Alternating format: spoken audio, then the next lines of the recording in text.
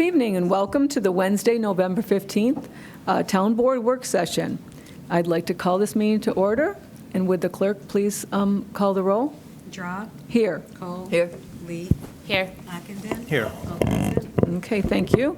And you have before you, Board, the minutes from the October 18th work session.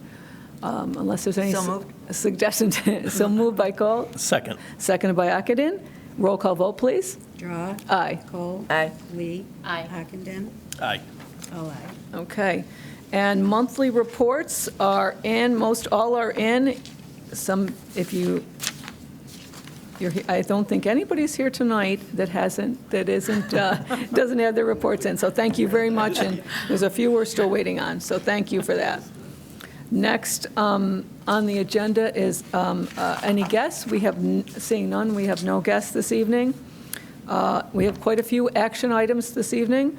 The first we're going to start with is with our assessor, Mr. Chris Lyons. We have a local law to amend Chapter 207, Article 11 of the tax exemption for volunteer fire and ambulance service workers. Mr. Lyons, you have the floor. This is just a minor change to our existing exemption for firefighters and volunteer ambulance workers. It's just the state had a new resolution that covers the widows of people that had this exemption and members that die in the line of service as well. So I don't foresee a lot of people coming on because of this, but it is there if we do need it. Any questions? No, that's pretty clear. Wait, I'm sorry, can you just clarify the last part when you say you don't think that it's going to be commonly invoked? No, I do not. That's- I don't see any Yep. new exemptions because of these changes. Okay. Any other discussion on that? So we'd probably be looking for an action item you'd like this for on the, Yeah, it's Next on agenda? the December meeting, I believe, so. it's already on there, right? Yes. Remember, that was that long, It's the long one, and right? it was like, what do I say out of this? And Yeah, because there's, you know, Had Chris been there to four-page just give us a four-page little- addendum that goes with it, so, Yes. yes. This is So- very clear now. Yes, It sounded so much quicker. there you go. I know, it's all about the word. I'll do a summary cover page on the next one, Thank you, so. thank you. Okay. My resolution. All right, with that, I thank you very much Yep. for that. Okay. Next on the agenda, we have revisions and additions to our employee handbook, and this is Ms. Tracy Easterly, our HR director here this evening. Thanks for coming. Thanks for having me. You're welcome. I'd sent some information prior to the meeting, but not very much ahead of time, so I don't know if you've had a chance to look at the synopsis of the changes. If you remember, earlier this year, the town board authorized us to go into contract with a company, third party called Public Sector HR Consultants, LLC, whose work primarily works with New York State public employers, and a lot of what they do is for handbooks. And just give you a little bit of their background. And a couple of the, kind of closer neighbors who have used their services as well. We have the city and town of Canandaigua, Parma, Victor, Webster, Wheatland, Brockport, Ontario, Wayne, and Yates counties have also used them. So they're kind of, again, familiar with New York State law more than a general business would. So we contracted with them. We've kind of gone back and forth with some changes. I provided you a synopsis of the kind of substantial changes. This being a complete and utter overhaul, it's really hard to kind of look at the old handbook and compare it portion by portion to the new, because the wording is all completely different, the formatting is different, the sections are all in different places. So this was a little bit harder this year. We usually just take, edits and edit just small sections. So again, this was a complete overhaul. We are near the finish line. Like I said, I provided you with the substantial changes that were happening. There's going to be minor. There's a lot of language differences, but again, I feel that this new one, the language is much tighter. It's clearer, less open for interpretation. So if you have any questions about the synopsis or any of the changes, I'd be happy to. Like I said, it's almost across the finish line. The one thing, the last piece that I did do was then look at the previous handbook and see what's missing from the new one, and is it missing intentionally, or were there pieces that we want to bring back in and still have standing that are now silent in the new form? And there are a few, not very many. But hopefully we will get that finished within a few days to be able to provide a kind of final draft form. It is our hope that this would be ready to be adopted come the December 6th legislative meeting. That is my goal, to have that in your hands, complete version, with plenty of time for you to review, and then answer any questions that you have from that. Sounds good. Board questions right now for Tracy? Me? So like Tracy said, we got the language Yes. 3-4 hours before the meeting, Yes. so I have not been able, because the handbook is not 3 pages long. Yeah. No. It's quite thick. So I did review the synopsis, but I had several questions. I can say right off the bat, without having had a chance to review the handbook and then consult counsel and then have discussion for the board, I will not be ready for the December 6th vote. Oh, okay. Okay? Okay. I do have some questions. For outside employment, I see that we're adding a conflict of interest. I assume that there's going to be a COI policy that's amended as well, or we have an existing one, but is that going to be updated in tandem with the handbook? I'm not positive yet. That still Okay. needs to be reviewed, Okay. how it sits now. But again, we don't, like I said, we don't want anybody to accept employment that would obviously conflict with their work at the town. So does that apply to full-time employees only? No, that could do for all. So would it be equally applied to seasonal employees? Probably not.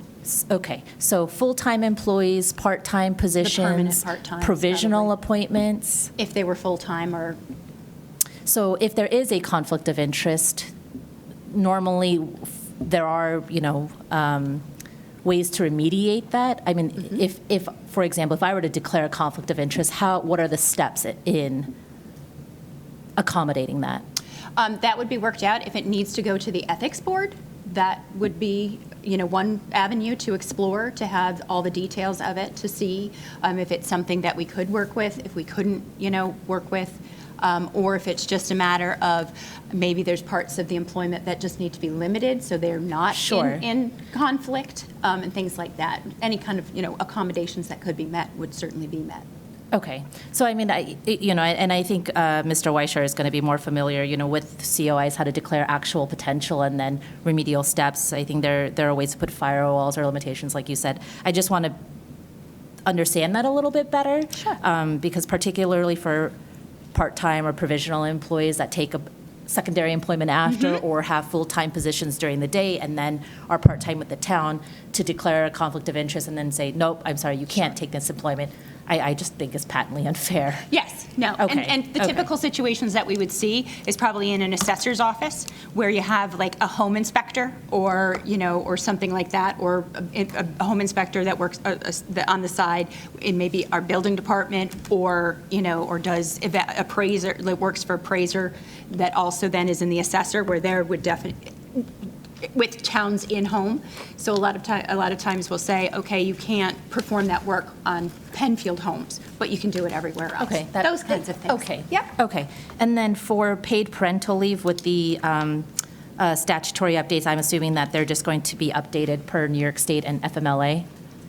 So the FMLA will still stand, but that's an unpaid leave. So what we're talking about here is a paid leave. Right. So the FMLA federally mandated 12-week is unpaid. And we don't have the New York State paid family leave. How do we not have the New York State paid family leave? We're a government agency, so it doesn't apply. Okay, okay. And does placement of a child also include adoption? Yes, adoption Okay. and foster. Okay. And then, so these are things that I want to be able to discuss. Sure. Like with the board, after having seen the language. For example, like sick leave, I was shocked. I did not know that there was a 6-month vesting period for employees. I think that's ridiculous, if you're hired, to expect that people can't get sick within the first 6 months. I just, Well, that's one reason why we're making those changes. but the proposed change is still a 1-month waiting period. So if someone gets sick within the first 30 days, what do you expect them to do? To address that, the way our accruals work, it's 1 month, a day, a month. For the first month, they wouldn't have an accrual. So that's why it's just a 1 month. There's still, I mean, we often have, like, we will hire people that already have pre-scheduled vacations and things like that. Certainly allow leave without pay. But like I said, it went down to a 1 month because Debbie and I did discuss, we'll just eliminate it completely. But on day one, they don't have the accrual. So do you allow people to, what's the word? If you don't have any accruals, you can go against a future accrual? At the present time, we don't, just in case of like a separation or anything that they would owe, but we can also flex time. Okay. And then Okay, there's so also that- the ability to that's very earn helpful. comp time Okay. that would cover, and a lot of Okay. newer employees will, instead, in lieu of paid overtime, take compensatory time to cover things, because vacation and personal time can't be used for 6 months either.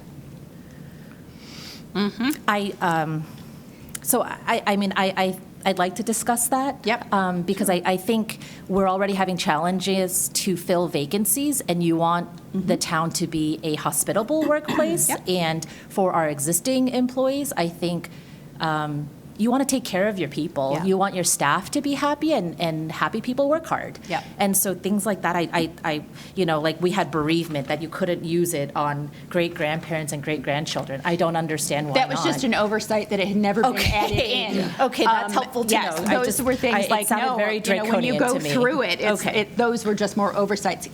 Okay. Especially for that bereavement, it very rarely happens. Usually as an adult employee, our great-grandparents are already gone, so I think nobody really thinks of that. Okay. So that's why we wanted to clarify. This is extremely helpful, Tracy, because again, we didn't have the luxury of Sure. reviewing this ahead of time, and then, the synopsis is, Yeah. it's really brief, right? So I Yes. had a lot of questions, but it just didn't have the time. So that's the only reason I don't feel prepared to vote on it, because I Definitely. still have questions. And then the dispute resolution process, I do have a lot of questions there, Yep. but I'll reserve those until I get a chance to read Yep. the proposed language. But Perfect. those are just things that I wanted the board to consider. I understand that there are things to update here, but, I don't know, to bring Town of Penfield Handbook into like the 21st century, That's what would we're like trying to to. do. Yeah, I just don't think it does enough, though, for our employees. Yeah. And one of the things, too, Candace, is just all of these things, we also polled all of our, I have an HR group, we send these questions out, so everybody answers, we get feedback.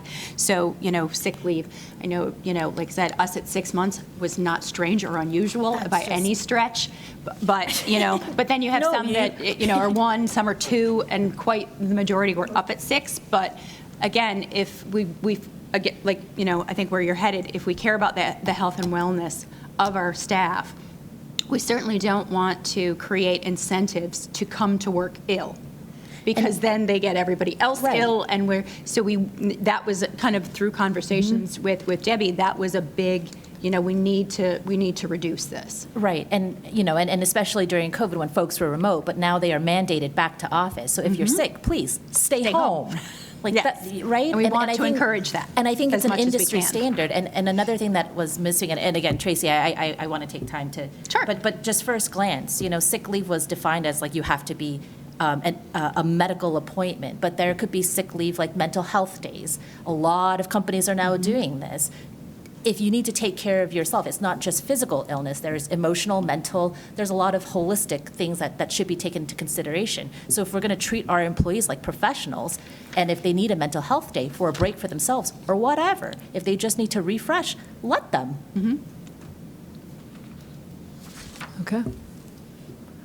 Sounds good. Any other discussion on that? So we'll hold then, we'll hold on any other discussion on the handbook. Probably we'll be taking this into probably next year, I would think, if there's, and to be continued then.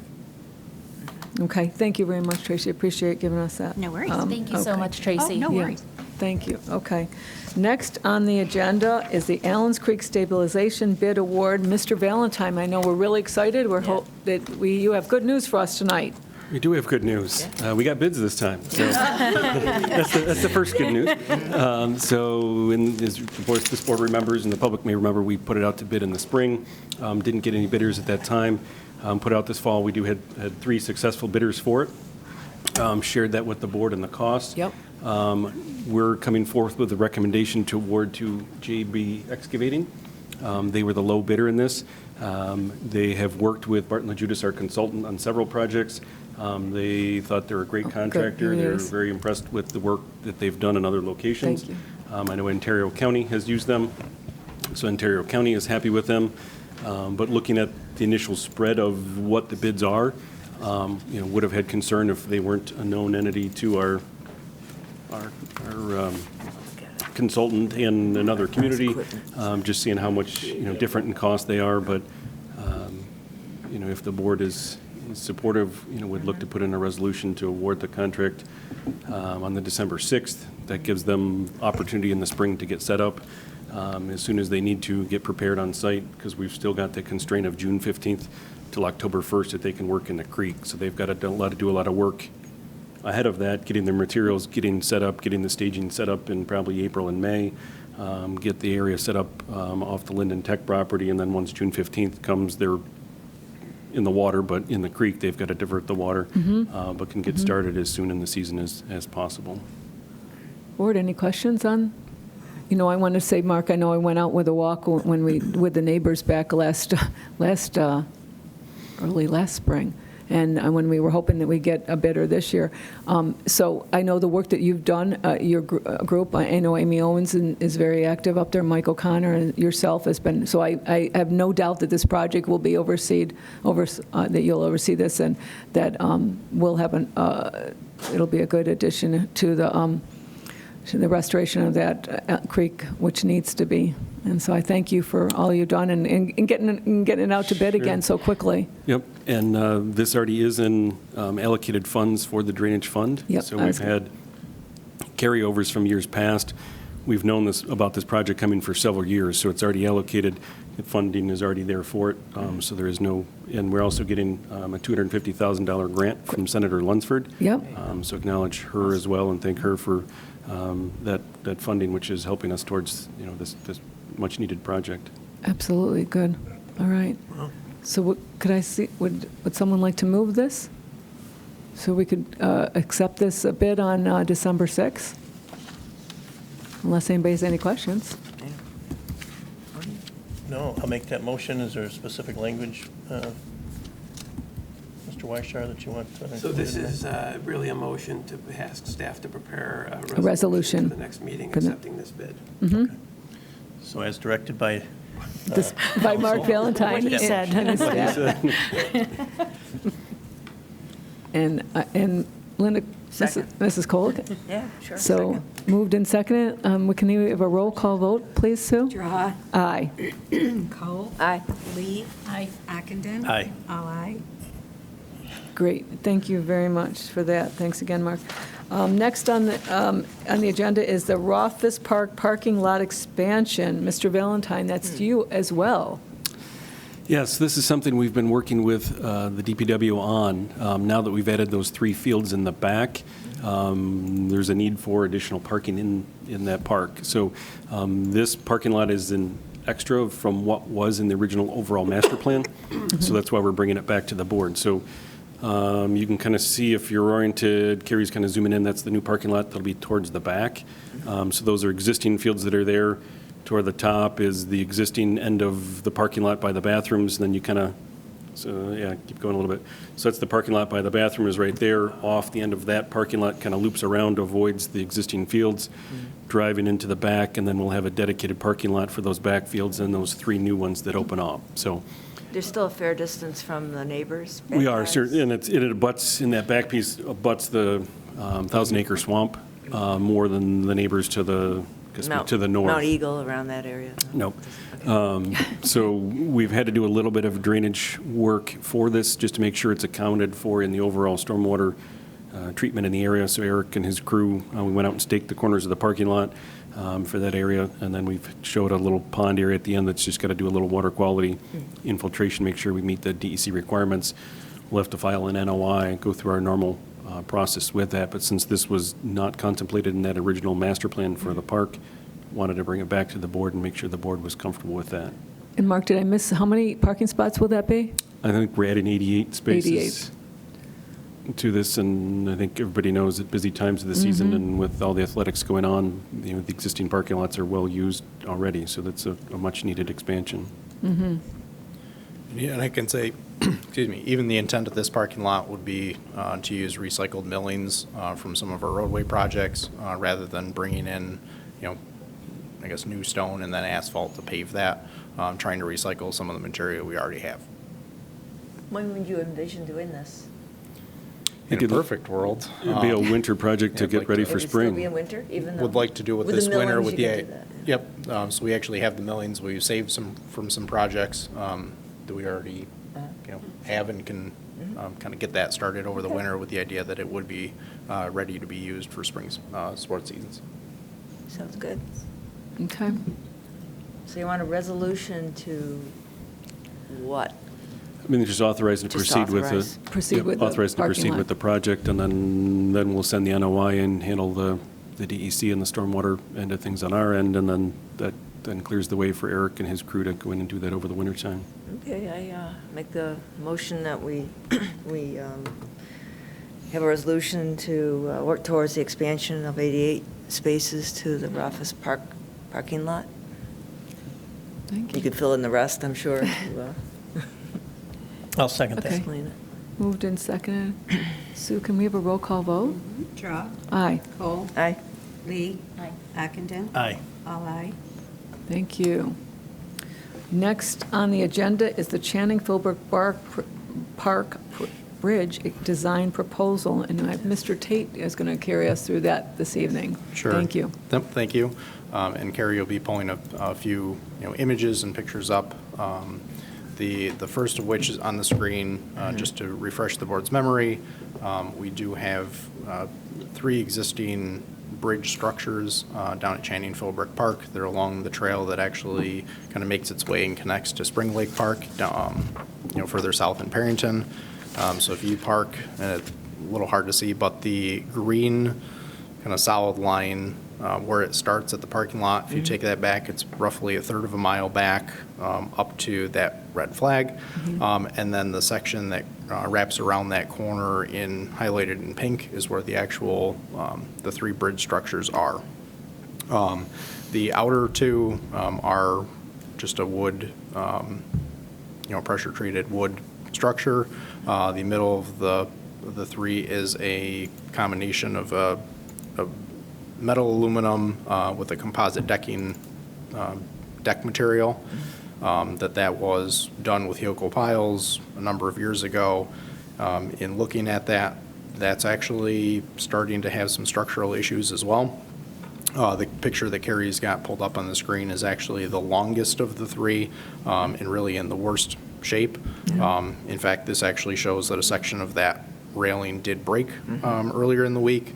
The Parks Department is taking care of that and getting that fixed.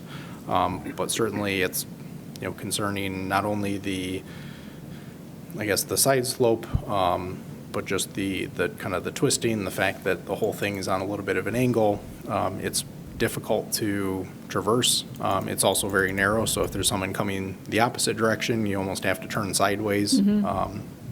There's sections in between the 3 where there's a significant amount of mud, and kind of sticks have been put in just to help be able to get through that rather than getting your feet or your boots stuck. In kind of looking at this, and I know it was discussed with the board a few months back actually, we're talking about replacing the bridge with a helical pile structure. Given the steep slopes and the proximity to the creek, that's what DEC would want. For DEC to actually approve that permit, they are going to need some type of engineered plans.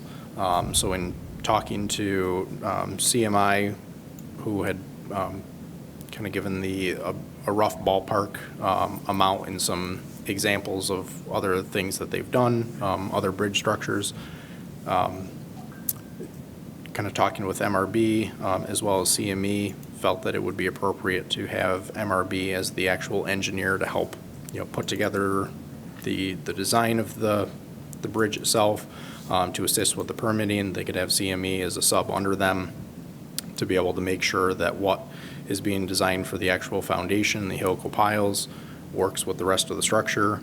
I know there was a question brought up over the kind of the handrails or the guide rails themselves along that. Certainly making sure that it's compliant as well as a lot safer than what we have today. Much nicer. So with the proposal that was sent to you from MRB, that would include all of the services required to get through the design, development, and documentation, as well as all of the, everything through the bidding phase, with the idea that then we could go out for bid, we'd have the numbers, and could, award that to a contractor. Within their bid, the kind of the two items that they have that they would take on directly for the design development and the bid documentation did come to a cost of $49,100. They did account or give estimates for additional services that would be required, including the geotech investigation, the survey, the kind of any topographic work that would be needed to, for the design itself, as well as the permitting, given the proximity to the creek, and working with DEC. Those were estimated to be approximately $24,500 in addition to MRBs. They would be billed, we've got two options. They could either be all done and coordinated through MRB as subcontractors to them directly to work back and forth, or we could do similar to what we've done with DPW, have separate contracts with those individual specialized firms for those services. So I guess the question for the board is, first off, if the board is in favor with moving forward to get this work done, and if so, whether we'd like to do everything directly kind of through and under MRB, or to try to separate that out. If Carrie can also pull up, I know recently we went out to the ribbon cutting for kind of Parrington's portion of Spring Lake Park, just to see what theirs, how that came out and what that looks like. It was certainly a beautiful day, a nice job on their piece, and there's been a lot more people, now that the two connect, and then it is more accessible, kind of going back and forth between the two, from Parrington to Penfield and back. Yeah. Is the material the same? So this is actually a really short Yeah. No, but I mean, kind of the bridge rails and and a span. This that's one is wood. entirely out of pressure treated just because of what it is and how, I guess, the size and scope of this. Right. What we'd be looking to do with the other bridge, it would be helical piles with then an aluminum frame, metal style kind of handrail, composite decking similar to this, but Right. as you look through, you see how it's got a little bit of a wave, Yeah. where even the helical piles on this were likely undersized at the time. Right. But does that wear well better than, not to criticize what's over in Parrington, but does this wear well compared to It the does. pressure treated? Because, Yes. I look at it, all these people are walking, and well, or not walking. There's people, it's very, you want it handicap accessible as well. But I'm just thinking about holding onto the rails, If I'm walking along, and I don't feel I got a cane or anything like that, you want something you can grab onto, you're not going to get, you can put your hand around. Some of these things are so wide. Yep. This looks really good for people to be able to travel and not worry about, I can't get my hand around this pressured piece of wood or something. Or even worrying about splinters as the wood ages. No, I like this one, but, I'm going to miss the Crooked Bridge. I'm just going to say, this is one of my favorite parks. I used to taking my kids to hike through here, and that was their favorite thing, although it was my That's what they biggest would fear say. that I was going to lose one of them out underneath the bottom. But now when you walk down there and see how beautiful the other end is into the Parrington end. Yeah. We really do need to, now that we have a beautiful connection into our piece of Right. Penfield. And that we- connection was a long time coming. That's been talked about Oh, my for. God. 16 years. I was saying to Chris, I remember 10 years this in is the like making. more than that. Yeah, it was like 12 years ago, I think yeah. they Yeah. applied for a grant for it, is what they Yeah. said. so. There really wasn't So long much ago. there, right? It was just kind of a footpath if you. Yeah. More or less a beaten goat path through there There's the that, goat path along the edge, so Yeah. now it's quite nice and it's getting well utilized. It's, Yeah, right. I think this is does. something, the Trails Committee, I know, has been working on, has brought this up to our attention years ago. Oh, yeah. And it's something that we do have, we have funding, we have funds available in our ARPA funds we talked about is, things that are for the community. And this is certainly something that would be for the community. Really, it's for all ages, it's connectivity, it's health and wellness, it carries over a lot of things to the community. Can't So it go- sounds like we're all in favor of moving the proposal forward. I think we need to answer Tate's second question, though, of whether we're going with type A or type B, or option A, option B. So it looks like, to me, there's a cost differential of having it flow through for MRB to kind of facilitate the multiple separate contracts. I don't think there would actually be any difference because they've got dollar amounts earmarked for what they anticipate it may costing. They were going to pass the direct costs on to us. There was going to be no markup in addition to what they're actually billed by those specialized companies. Did I see a line, though, that they were adding an à la carte charge for the bidding phase services? I might not have read that correctly then. I thought there was a, So for the design development, excuse me, the lump sum fee for that came out to $42,900, and then the lump sum for basically the bidding phase, putting 49, right? everything together, was $6,200. If you add the two of those together, Oh, yeah, it okay. came out to the $49,100. And then in addition to that, there would be the additional services needed for the geotech engineering, which they're anticipating being approximately $7,500, the survey, which would be approximately $9,500, and then the wetland delineation and regulatory permitting at approximately $7,500. I guess the question is if those three last services, that would need to be done by specialized separate groups, if the town wants to contract with those individual companies directly or through MRB as a direct pass-through cost. Well, what's the advantage, do you think the MRV is able to do this, or is this Yes. something that? They've done this work before. They've done this work in other towns. It's one-stop shopping, too, which is very Right. helpful. It sounds. Yes. So that's, I question, you, Eric, what is your preference as far as, sometimes it's, if you have a problem, you end up with, if you have multiple contractors, they're pointing at each other, but if you have a single point of contact, then you can say, you fix it, and it seems like that, to me, would be an advantage, but That would be has that been your experience? That would be my preference, Okay. kind of given the scope of work, to have MRB, especially the scheduling, and the fact that MRB is going to need this information from these groups rather than the group, the different companies Waiting giving for it. information to us and then us having to pass it on. If it's, all tied directly through them and it's no cost difference, Yeah. I would let, Right. I would And say you don't want something to leave get it up lost in to them translation coming and then through they can be you and- responsible. Sounds right. And they would be the project manager Yeah, then that's for the me. whole. Yes. So Yes. what's Yeah. that, A or B? no, I marked it as Yours option did. A, project managed through MRB or Right. B separate.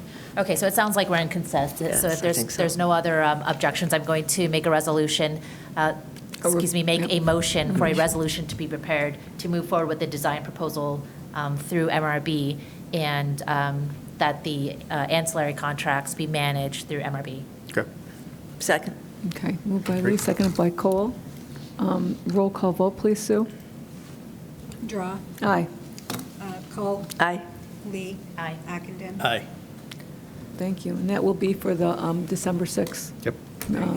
meeting of the legislative meeting. Thank you. Next on the agenda is a review of the Clark Road Barn assessment options discussed by the advisory committee, and that would be Ms. Ivers.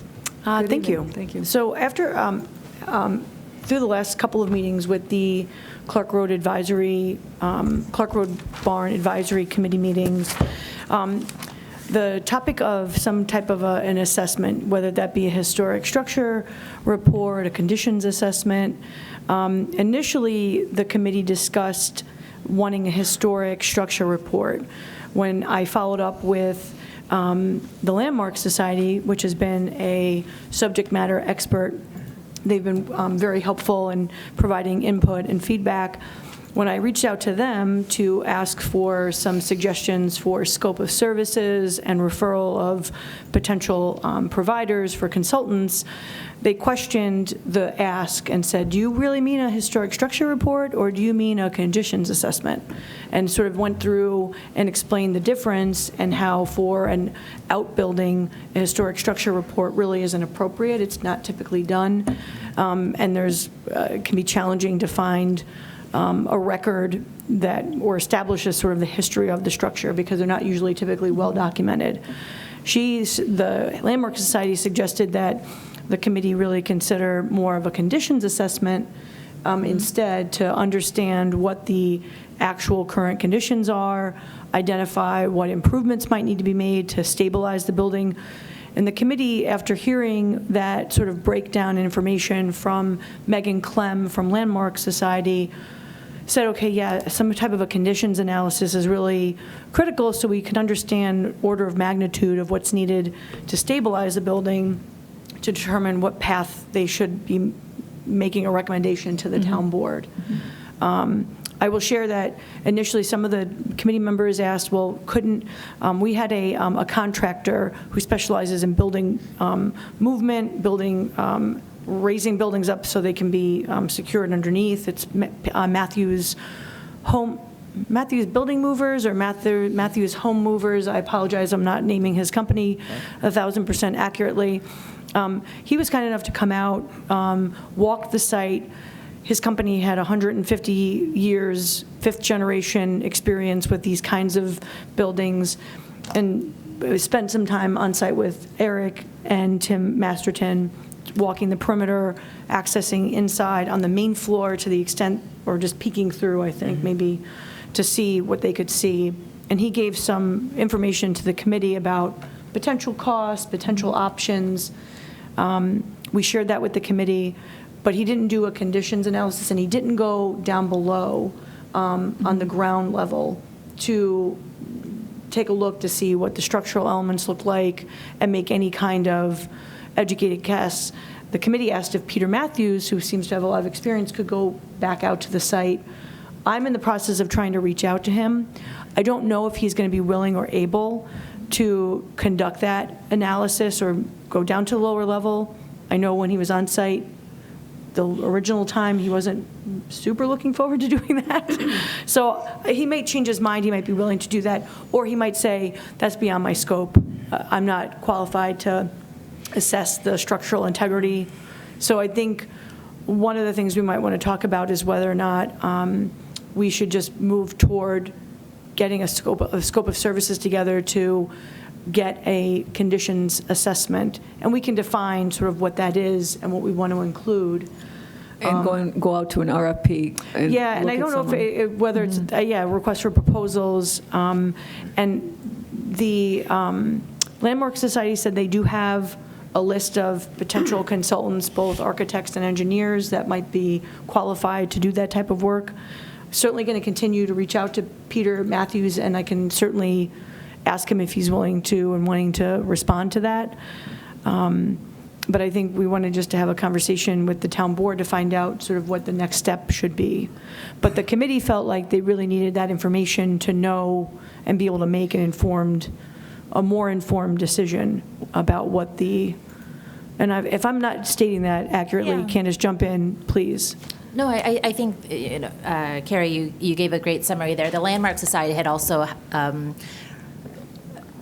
detailed a third type of report, which is a feasibility report, where if you already have a proposed idea, they'll say, look into the feasibility of that option, right? Like if they wanted to, for example, turn it into a disco hall, can't do that because the floor is unstable, and then go through the architect design, or engineering, da-da-da-da-da. And so I think the discussion was, it's really hard for them to come up with ideas without knowing the assessment of the frame, timbers, foundation, what it's going to take to at least stabilize the building. And I think in order for them to make a real productive or beneficial proposal for the board to really consider, they need information. And so they've asked for a conditions report. And I did forward to Carrie as well as Dave Renner, who I wanted to note joined this evening as well. And Carrie, if you can share that. Yeah. And as she's pulling this up, so we've got a lot of talented folks on this committee, and I really do appreciate what each of them bring in terms of perspective, professional expertise, but also personal passions. And Mike Heath in particular, Carrie's going to bring up a video. He took all of the publicly available data and information that was previously provided by PCTV and kind of knit these images to show a different perspective. And so, again, the committee, most of them have not physically been in the building. Yeah. I will say, though, at one of the committee meetings, we did go through and did the virtual tour. We did the virtual walk-in, yep. Yeah, so it's not the flyover, it was more of me controlling the mouse and taking us into the first floor, looking up on the second, going down into the basement. This sort of automates that experience? Yes and no. I think the way that it was described to me was they took multiple images, and so where you do a virtual walkthrough, your perspective is only from the camera lens, which is just really in front of the camera. This gives a different it's not it's called a dollhouse. It's a what? It's called a dollhouse. There are dollhouse images here, but there are also different structural motions and different types of image science, right? But this gives as if you're moving through, right? But it just gives a different perspective with the data. And so I found it to be very beneficial. It's not meant to say, hey, let's look at this in close view of each timber. It's not going to pull in that detail. The photographs from PCTV would have more of that detail. But we wanted to, for whatever consultant goes in, the committee wanted to be able to have some type of anchoring so that while they're giving their opinion, they can say, oh, when they said the timber on the west side or whatever had wood rot, this is what they were looking at. So that rather than just having a transcription of notes or just a summarized paragraph, they can better contextualize and kind of see within it without having to physically be present. Others have also asked for to be able to participate on the on-site visit by the consultant or whoever does the conditions report if they wanted to. Of course, we're going to defer to council and board discussion there. They've also asked for tax records to be able to better draw upon the history and understand when it was built, when additions could have been made, when the business of the barn was perhaps established or conducted, or just to glean some insights. We do have a historian also on, that's probably not his title, but someone very expertise in archaeological and historical research. That really did a deep dive, going into all like property records with Monroe County, going as far back as 1800, trying to understand who was the owner, transfer of titles, and really wasn't able to find much. And so we're looking. That was also what sort of lent to the discussion about historic resource report really not being going to be very fruitful, because even their attempt, individuals who were really motivated to try to find as many records as they couldn't. And I will share that we are looking into doing some research into the town's tax records that we might have. They're likely on microfiche or microfilm. We're also, Chris Lysak, shout out to our tax receiver, has reached out to the county treasury because they may have record as well. So especially being back to the 1800s. So we're going to do our best to try to track down that information to share that with the committee. So that the board understands, and I don't know if it was conveyed to you. So the Landmark Society said the historic survey report on average can be $20,000, takes from 6 months to a year, and they do a deep dive in the part. It can't just be the building itself, it has to be the entire parcel and that entire area. but they said it would be really hard for this type of project. So that was not, folks weren't enthusiastic about that. Feasibility report was the ballpark of $10,000, but again, that's not where we landed. Starting point, typically, they weren't sure that's a good, like, at least as could be, it wouldn't be less than 10,000 typically. Yep. And the conditions report is also within that range. Potentially. And they said to anticipate about 6 months. But it would go through, we're hoping for an expedited through Peter Matthews, and that's what Carrie's asking. We're trying to go through both avenues. And then when they get the conditions report, if the board approves, then this committee can make a better proposal. But that was the ask. And then there was another ask for allowing drone access or drone footage, and I'm working with Dave with that individual to work to accommodate if possible. Thought there was drone footage already that Dave and PCTV also did inside the barn. We did fly the drone inside, but due to the amount of debris that's sitting in there, flying anywhere below the beams was impossible to do. And also you have a low light condition that was not feasible to get the imagery that we were looking for. So we did do the 3D scan inside with additional lighting. This is Mike Heath's video, but on the website, you can do this exact same thing through the footage that we did get.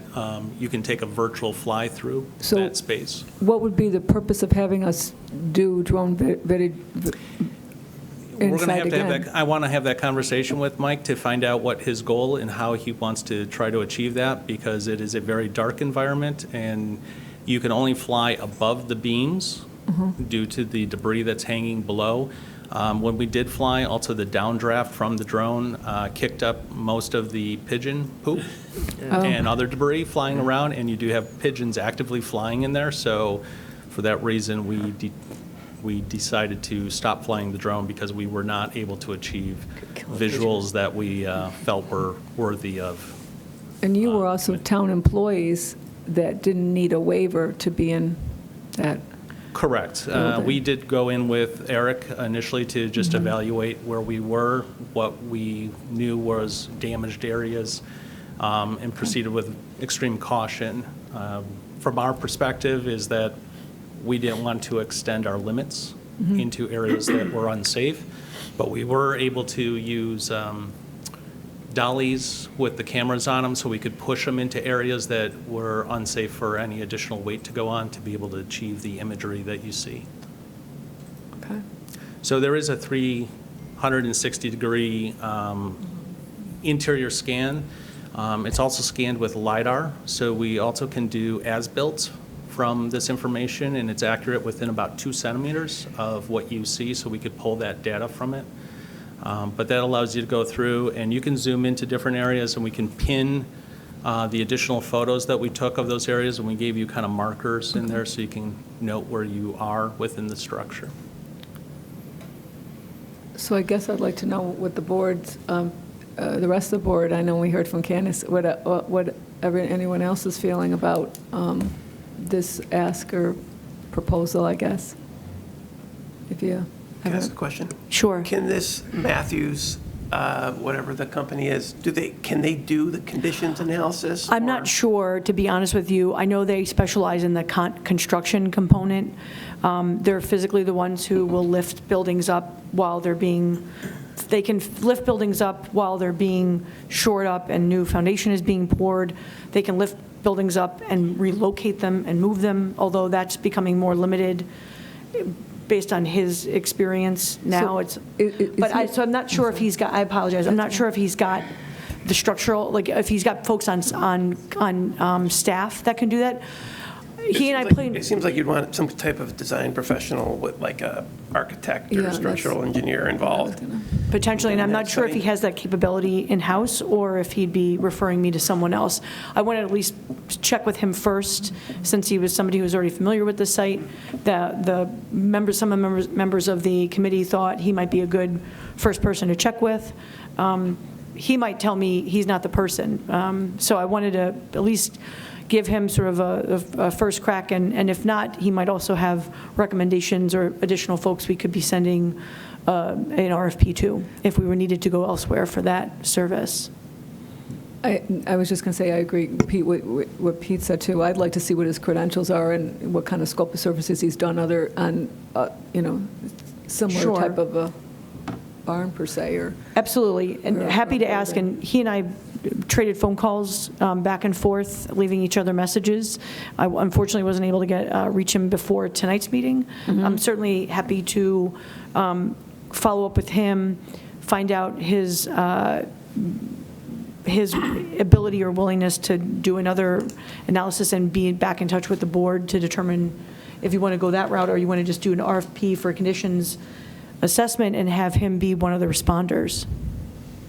Can you just, if we were to move forward with the conditions assessment, can you just recap again, what would we have? What's the final product that you would anticipate? So they would go through the building and accessing places that they're able to physically access, and feel comfortable doing so, with the expectation that they would be getting on to that lower level. At this point, it would be by ladder from the first floor. It'd be an evaluation of the foundation, an evaluation of the structural frame of the building. In other words, the wood members, both underneath in the basement where we're looking right now, and then as well as the actual structure that's above grade. And then the roof system, the wall, any doors and openings, evaluate the condition, and then they would be some type of an estimate to determine the cost to repair, replace those elements. And the idea would be this is what it's going to cost to stabilize the structure as it sits right now. Typically, and would not include any further analysis of we want to enclose it, we want to add a bath. You're not looking at adding anything. It would just literally be here's the condition of what it is. Generally, they describe that typically a condition assessment for this type of a structure would identify here's what needs to happen in year 1, this is what has to happen in year 1 to 5, this is what you would need to do in year 5 to 10 for stabilization and then ongoing maintenance of stabilization, if that makes sense. And they also said they note whether or not certain frames, timbers could be salvaged. Correct. So whether or not the committee recommends rebuilding, renovating, rehabilitating, or just salvaging, right. What they can, it should help to answer those questions. Otherwise, the committee, the board, we're all kind of shooting in the dark here. Right. I think I'd be in favor of moving forward with the assessment study. I think we've invested a lot of time already into this, and till we have that, we can't really know what lies ahead. So I think it's the obvious next step. So we did discuss giving the committee an opportunity to take a look at the whatever RFP. We're not going to wait for another meeting. We talked about doing that via email and having folks have an opportunity to provide feedback or input before we issue it out to potential providers. We're going to, just so you're aware, we are going to be relying on some sample RFPs that the Landmark Society said they would be happy to share with us from other projects that are either similar in scope or not too far off. So what you're asking for then, Bob, is that we move forward looking for an RFPs on a I can prepare a resolution. on an assessment. Right. Conditional Resolution assessment. to do an RFP. Resolution. Do we need a resolution to do an RFP, or are we voting on that? Yeah, typically. Yeah, should be voting on that. Okay. Because otherwise, we're not going to know unless we take it out put it out for a bid to see if who would come back and ask it and be interested in. How else would you do it? You could do an RFP, or you could do interviews. You could just ask. See, the reason why you probably would want some type of RFP is because you want to have a standard that you want everybody to be. Oh, yeah.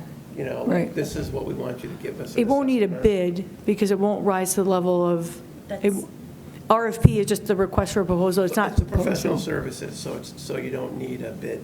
Okay, that's, There's no bid opening, we don't have to give Yes. 30, we can, it can be a, you just have to give people a chance to, thank you, that was the question, yeah. Put it through, right. I said, right. So Bob, is that what you'd like to make a motion for Yeah, that? I'll make a motion to that effect. I'll Yep. second that motion. Okay, moved and seconded by, moved by Councilman Ockenden, seconded by Councilman Lee? Drawe, No. I'm sorry, No. Kohl, Aye. Lee, Aye. Ockenden. Aye. Okay, good, all right.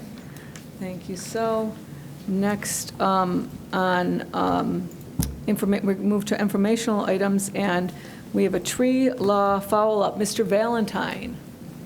So we just had the public hearing, say last week, 2 weeks ago, on the tree law. We've left the hearing open. So we, as was requested at the last meeting, shared the comments we received thus far with the EECC. They did not have a November meeting, so we'll look to, have them review and comment at their December meeting. So at this point, there's really no action for this board. I think you're looking for their feedback, and then subsequent to their feedback, then look at, is there changes needed to the law as proposed? We'd have to make those changes, and then get it back before this board before you could consider adoption of it. So tonight is just, that's why it's an informational item, just to kind of let you know it hasn't dropped. We're still, I don't know, I think originally in the minutes, we said today was the today. deadline for, submitting of comments.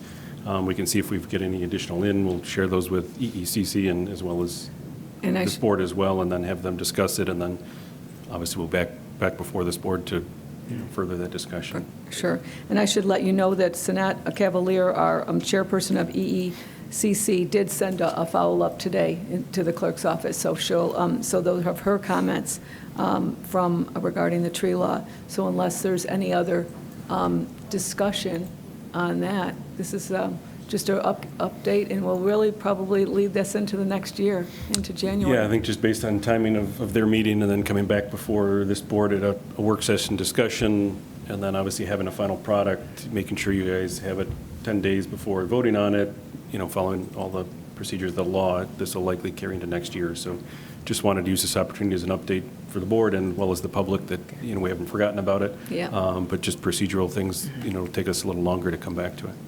Thank you, Mark. Appreciate it. Okay.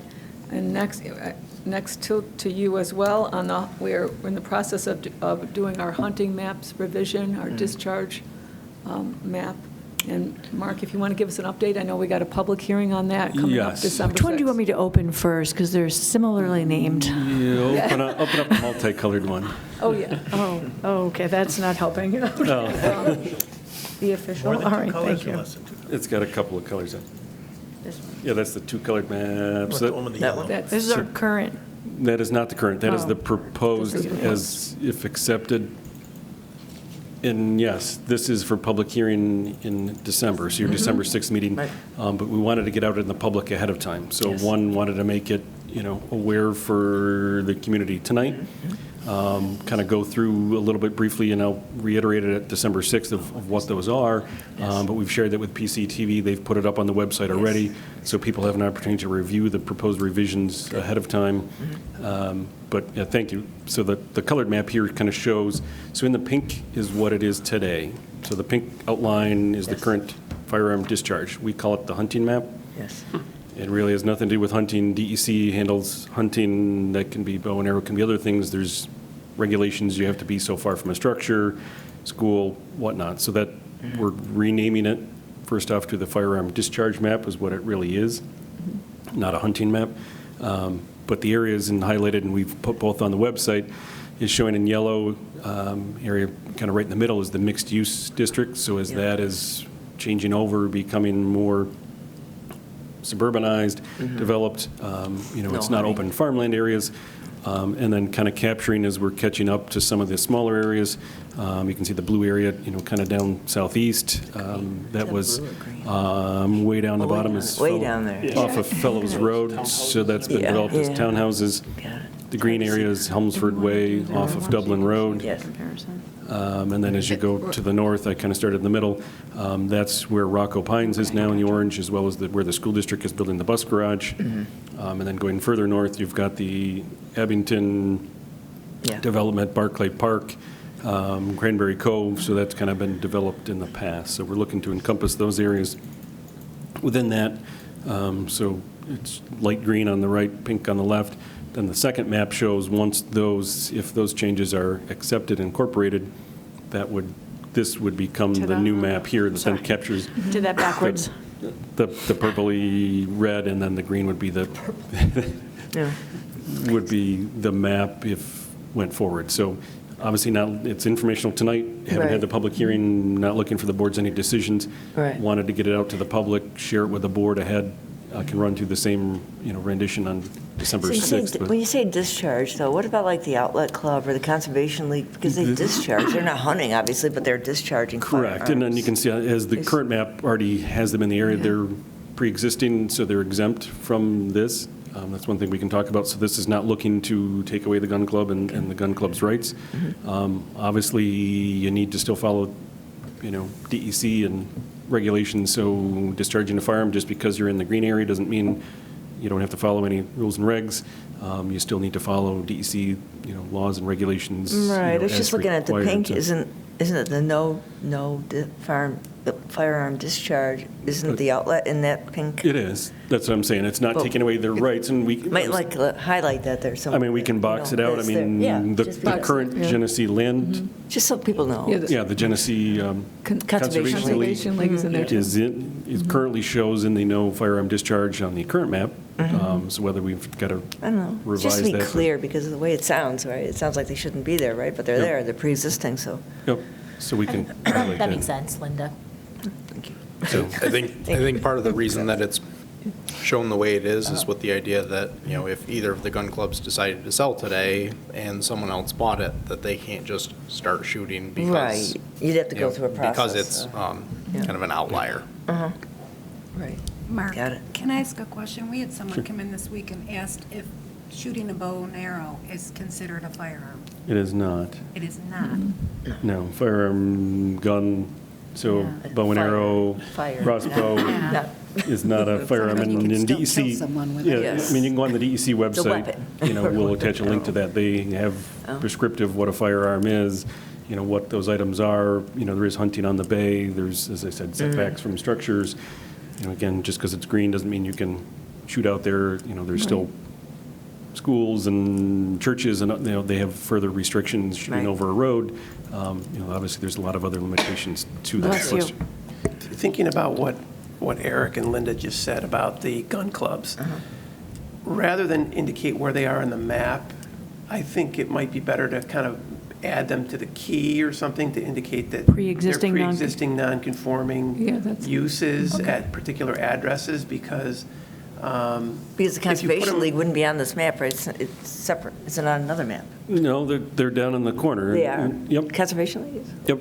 I mean, it's not highlighted or indicated, but on the existing map, as it's shown, if you go back to the previous map, Carrie, and I'll drive you Because crazy. you don't want to have a property that's, if you show it So- as not covered by. So that's the existing map, and the Conservation League is not indicated on the existing map. Not Yeah. saying we Okay. had it right there, but if we're going to follow that consistent process, we can do that moving forward. I get what you're saying, Pete, because the property is going to be still included in that no firearm discharge Right. area. But it is pre-existing, Right. so we don't want to say, we have to be careful, because if we map it as Right. a discharge zone, then it's, Right. just, it Yeah. doesn't matter who's there. Well, no, that's just for information purposes, to could show you that what's hatch- out there, not, Could you hatch the parcels and then have the hatch mark be in the key saying pre-existing non-conforming? Yeah, I mean, we can indicate whatever Yeah. method. Well, however way you do You it, do, I think yeah. it's just Works to for us. avoid The idea. confusion. That's I all. like what Carrie's saying, because then it takes, you're indicating where it is, but you're also indicating that it's not something that's just carte blanche, it's always going to be there, Right, correct. Mark, that piece along 250 at Plank, not being super familiar with those parcels, but is there a particular reason why that would stay green rather than maybe just a clean line at 250? I mean, we kind of just went over the currently developed areas. I know some of those are kind of still farmed areas. Obviously, at the public hearing, I mean, we've already heard from people that, want to extend the line much further Yeah. to the east. They want to, eliminate it altogether. So we kind of went with the very literal, here's what we know it's under development today, between the school district and everything else. If public feedback comes, and that could be modified, again, this is just a straw man suggestion. It's been many years since we've revisited this. As you can see, there's developments that have existed for quite a while that, aren't in, firearm discharge area. So we said, okay, let's kind of do it. Let's highlight those areas to at least kind of show the reasoning why we're at where we are. Obviously, we'll hear from the public, and they'll have further comments on where that line should be. Because believe me, we've been getting calls about the map isn't updated, and people think I'm like, no, there's housing developments going in up here. We need to adjust this, so. We've been contacted by, I know I had an attorney contact me about a property that was recently developed, that they had extra land, so they had some undeveloped land as part of what they had purchased, and there were like shotgun shells and things, so, but yet it was in the midst of a subdivision. So to Bob's earlier point, I mean, I think, because people have to know what the boundaries are, right?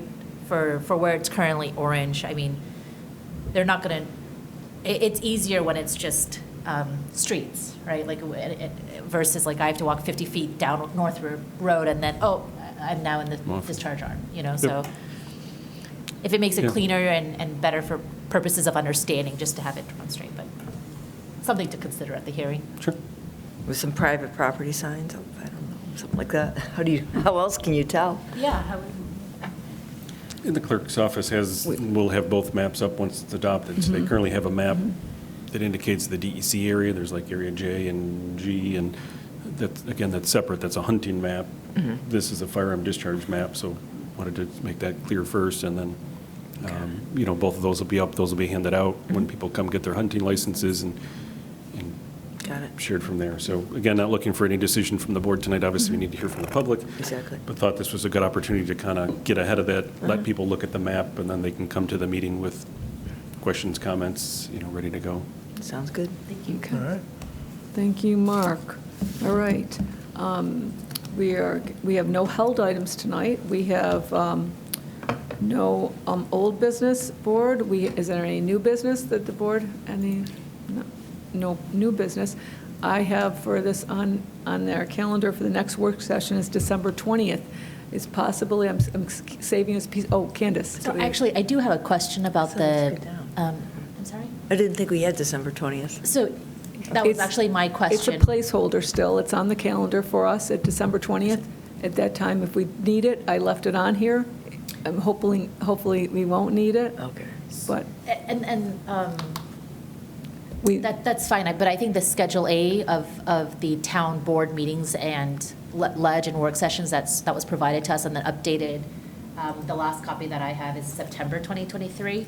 It doesn't have Does it. not include December 20th. That was my only confusion, because Just, the town's website has it listed as a meeting. I'm not sure if that was, so the town's official website calendar has it listed as a work session, which is why we put it in there. Okay, no problem. It's just. Yeah, but we took it off our calendar. Personal Yeah. The list of calendar. official Schedule A that meetings, was nothing, provided it to doesn't us. match. Yeah, so again, we that's did. fine, I just need to plan and then accordingly. to be honest with you, the only way we'll need it is probably if we needed a special work and ledge session at the end of the year. So Which we can call at any time as Right. workflow. But we better put it back on our personal calendar so we don't do something on the 20th Why and all not of a sudden we're delinquent? called in. just hold, Right? just hold that for right now. Show up. All right. So that being said, I wanted to thank all the staff that's here tonight. I want to thank you, Sue, PCTV, Pete, our attorney. Thank you all for coming, and our 7:38. guests. Some of our guests stay tonight. And I'm going to adjourn this meeting at 7:49 p.m. I have 7:38 on my phone. 7:38? Yeah. I'm sorry. It's all right. Look at 7:38. Look at your phone. This needs to be 7:38. fixed up here. 7:38 p.m. I don't know, I was looking at it.